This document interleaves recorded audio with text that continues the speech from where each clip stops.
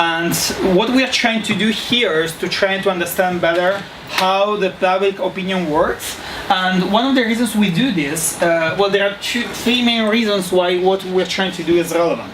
First, there was lots of talk about the fact that despite growing consensus, scientific consensus about climate issues, there is also staying skepticism about environmental topics. Some models have been built in many parts of the world, but interestingly, not many models have actually been built in Latin American countries. And also, we have almost total lack of comparisons between states levels, so most of the models actually only work within one state. So we try to use one survey, which is called Latinobarometer. I think many of you know it, which is actually a very interesting survey because it compares many states within Latin America. And it also has similar surveys in other parts of the world, such as Africa, Europe, etc. So we may use this methodology we're building also in other ones in the future. And the idea is to do three things.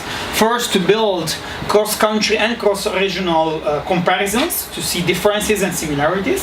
Second, to actually build a better models for Latin American case to study the determinants of environmental perceptions. And third, to see if we can find some connection between the perception of climate change and other environmental perceptions and other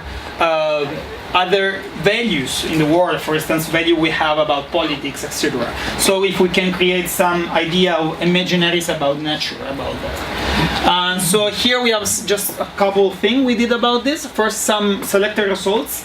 Until now, Latinobarometer had only some time put climate change issues and environmental issues. One of those cases in 2011, so we did some research there. We compared 4 countries, and we found that most of the countries do have a lot of importance to how climate change will affect the country, but not all of them are the same thing, and Chile is not one of the highest one.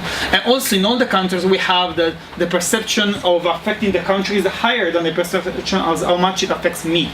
Also we see lots of differences between how people perceive that some rights are actually guaranteed in their country. So we're trying to model what makes this perception be different. And the second thing we did on the right, we tried to put new questions. Actually, we achieved that. So we actually have these new questions in the new version of Latinobarometer, which is applied today. And therefore, well, actually, it has already been applied. So it will be useful for us, and we try to model it and also to have it stay there. So the next year, we will be able to actually create a series and see how it evolves along time.